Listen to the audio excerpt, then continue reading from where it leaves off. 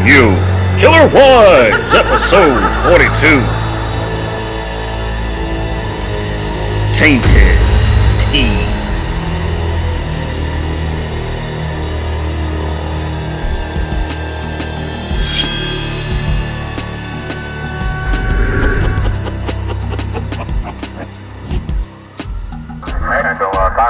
These are the case facts against Joanne Curley, who served her husband side order of poison.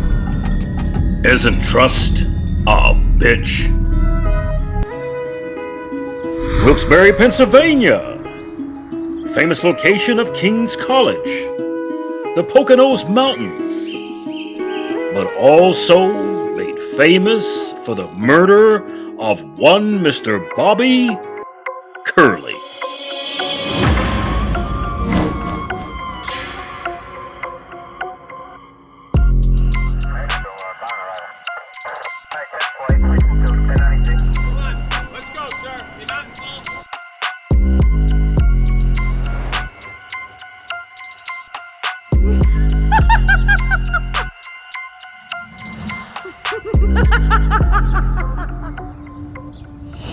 They say that when we die, there is a flash of our past life, as reviewed from the moment we died, back into the time we were born.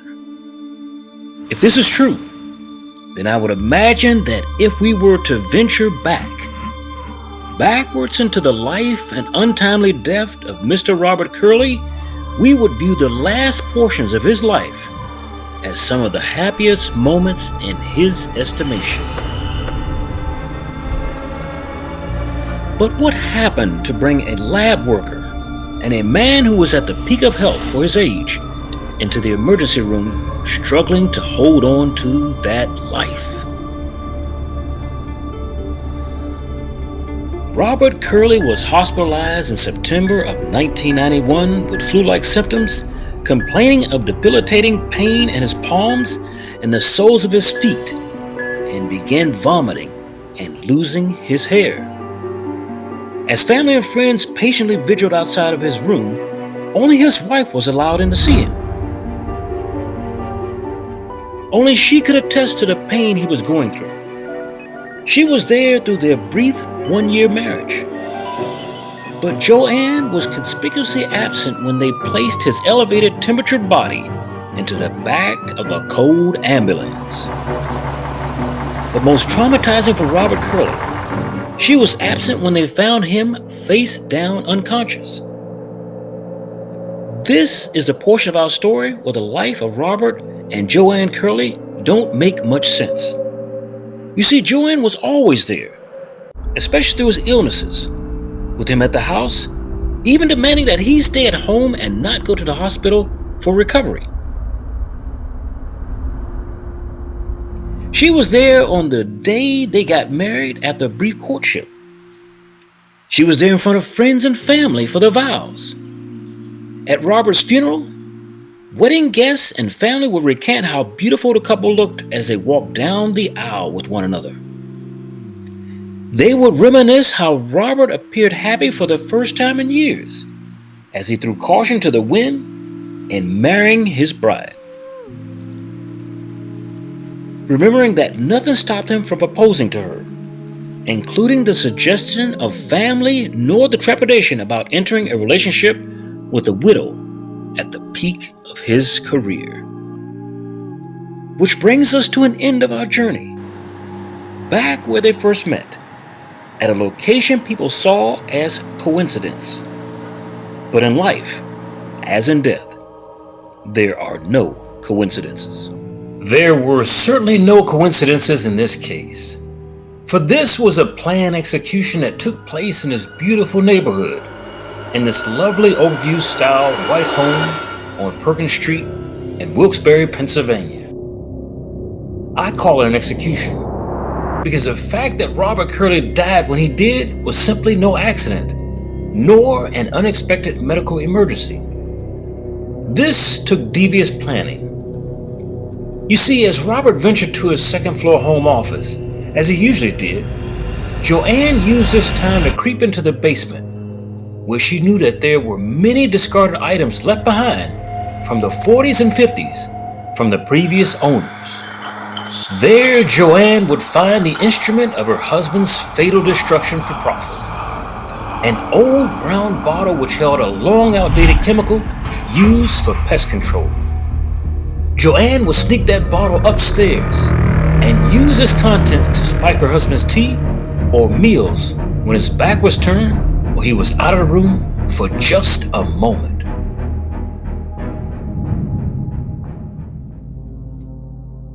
Tea is on! Tea is on! Robert, come get your tea! Joanne would slowly and methodically poison Robert over 3 seasons of the remainder of his life, beginning a mere 6 weeks after pledging her wedding vows.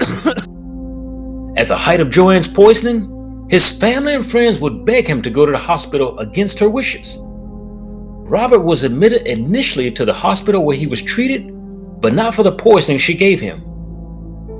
Once he was sent back home, she began to poison him again.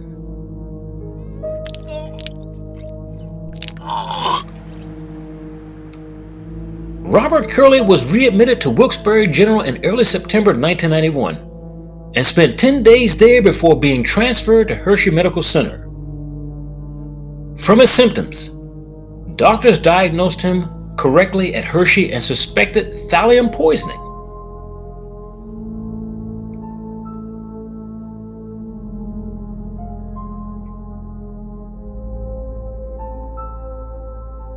In the last week of Robert Curley's life, he lay in the bed tethered by leather straps, writhing in agony from an affliction that defied diagnosis. Tests would finally reveal that he had 900 times the lethal dose of thallium coursing through his body and swelling his brain. It was too late. Curley, 32 years of age at the time, was already comatose and hooked to a respirator. His wife Joanne, who was at her husband's side through most of the suffering, agreed with doctors to give him, as she would say, peace by removing him from life support. Robert Curley died because of acute poisoning in his tea in the form of thallium. Thallium was Joanne's method of getting rid of her husband in order to cash in on his life insurance policy worth $300,000.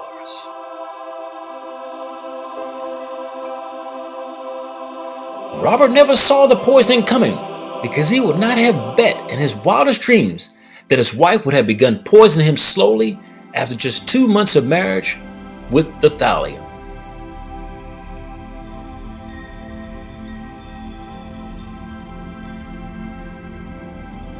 But you might be wondering, why didn't Robert taste the thallium in his favorite beverage? Robert never had a heads up because love is blind. And thallium is tasteless and odorless, and easily dissolves in liquids. Although there have been accidental intoxication from thallium reported in the United States, it has also occasionally been a tool for murder. In seeking the source of lethal dose of thallium in Curley's body, investigators began with the chemical laboratory at Wilkes University where Robert had worked earlier that year. The lab contained 5 bottles of thallium. Investigators from the Federal Occupational Health and Safety Administration inventoried the chemicals at the lab and determined none was missing. OSHA also tested 13 of Robert Curley's co-workers and concluded none suffered from thallium poisoning. Investigators eventually found that the 1/4 cooler Robert took to work each day had traces of thallium in it. In December 1991, police declared Robert's death a homicide.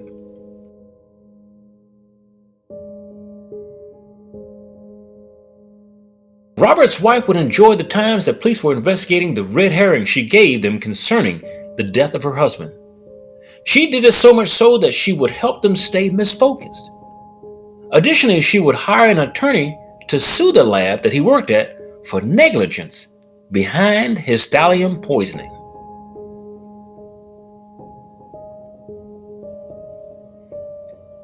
But why did Robert die all of a sudden when she had been piecemealing his death all year long? I'll tell you why.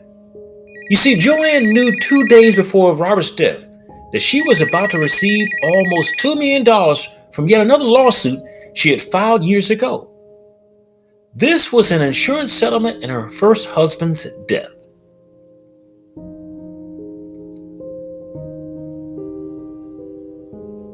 Joanne Curley's first marriage ended tragically in 1988 when her husband was killed in an accident after being decapitated by a tractor trailer on a foggy night. Back then, Joanne chose not to settle, but to sue for damages for his death. The reason why she married Robert was to hedge her bets just in case she didn't get the settlement.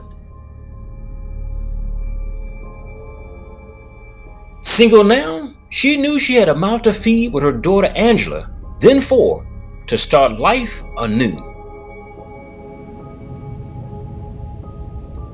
Joanne met Robert Curley in December 1998, the same year her husband died, and married him 18 months later. Since Robert had not put her on his life insurance until marriage, he was still worth more alive than dead. After the insurance was certified, he became worth more dead than alive. But all this changed when she found out that her settlement came through. There was no way that she had any intentions of sharing that financial windfall with Robert.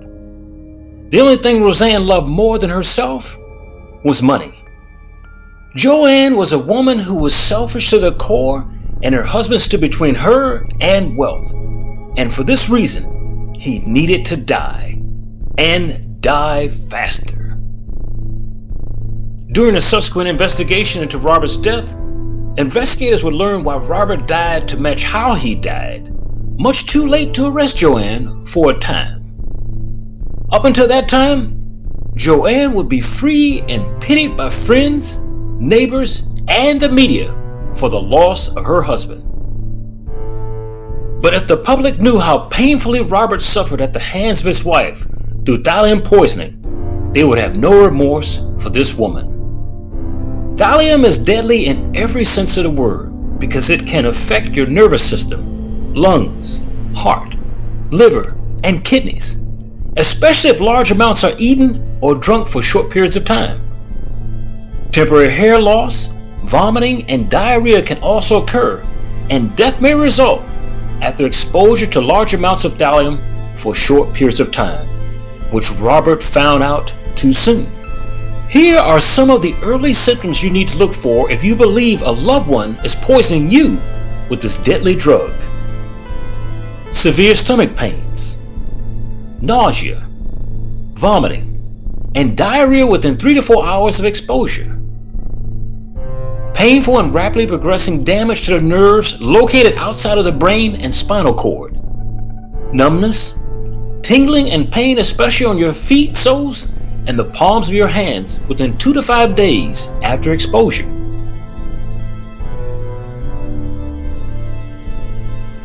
These two were all the signs that Robert experienced over the last 10 months of his life at the hands of a woman who swore to love, honor, and cherish him.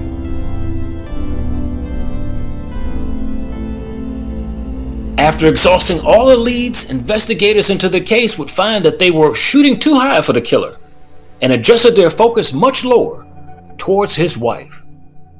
She didn't get the thallium from a secure location such as a lab, they reasoned. She got that poison from the lowest source, rat poisoning. They reasoned this would have been her only access to the poison because thallium had long since been banned in the United States outside of labs. When investigators began to tighten the noose on Joanne, they even found that she and her daughter had slightly elevated thallium poisoning, but not enough to kill either of them. Authorities later determined she intentionally swallowed some of the poison and gave some to her daughter, sprinkled on a donut to throw off suspicion onto her husband's co-workers.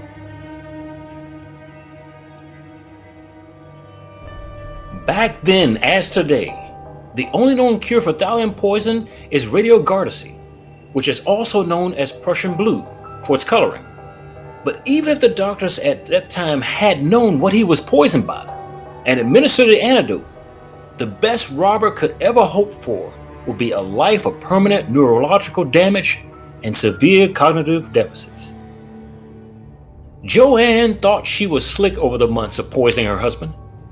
She even believed herself slick enough to go into Robert's hospital room while he was bedbound and bring him pizza and thallium spiked tea.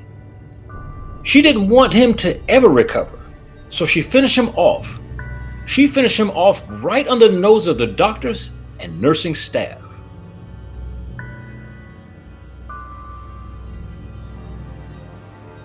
How bad could this have been to find out that as a doctor, you participated in the killing of a man without checking the wife?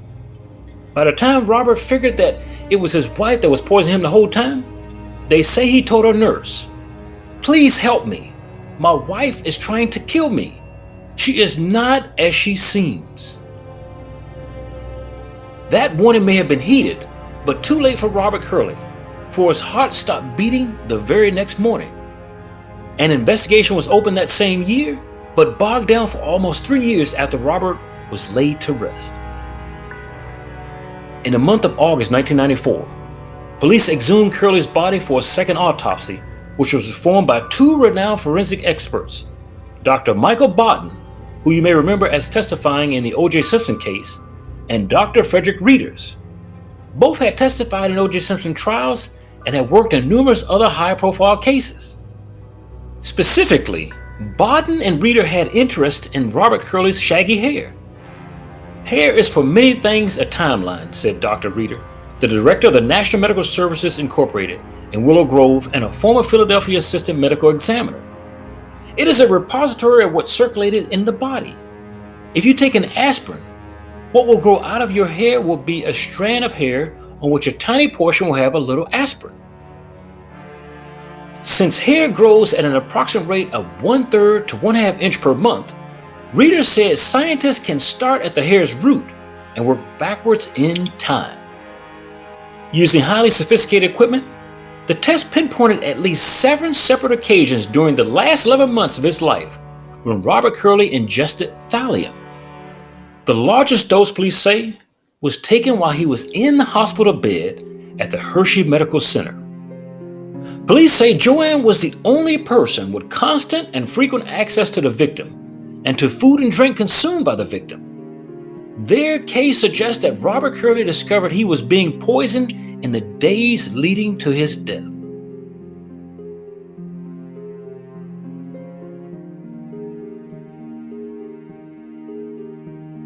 Joanne Curley was charged in 1997 with killing her husband Robert Curley after a 5-year investigation. During her sentencing, Curley reached a plea deal with prosecutors in 1997 who intended to seek the death penalty. She was sentenced to 20 years in prison for his murder.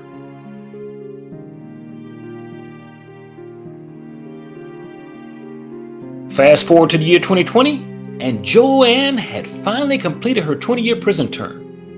Joanne Curley, now age 53, was released from prison for the death of her husband, Robert Curley, in the state of Pennsylvania.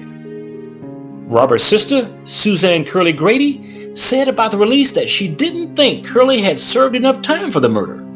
She should be serving a life sentence, she told the media. She says, "I cannot do anything else. We kept her in there 20 years to the day. She'll be a free woman now." Now, initially, the state parole board said it denied Joanne's parole a couple of years earlier because she lacked remorse. Other reasons noted by the board included reports, evaluations, and assessments that indicated her risk to the community and her refusal to accept responsibility for the offense, and the negative, might I say very negative recommendations made by the prosecution attorney kept her in jail. The Curley family, Susan, David, and Mary said over the years that on September 27, 1991, Bobby was killed for being nothing more than a happy-go-lucky, hard-working, caring man. They said they felt they had been living with life sentences, while Joanne appears to have received the lightest sentence of all. The Curley family fought and was successful at getting legislation enacted to help families of violent crime victims. Because of their actions, passed in June of 2013, House Bill 492 allows those victims or their representatives to testify before the parole board prior to the board's decision to release an offender from prison. Last 2 decades prior to release, Joan Curley applied for parole 8 times, and every single time the state denied parole, in large part because Robert Curley's siblings and his mother, who unfortunately died last year, demanded the woman serve her entire term. For Killer Wives, this is Charles Rivers. Thank you for watching.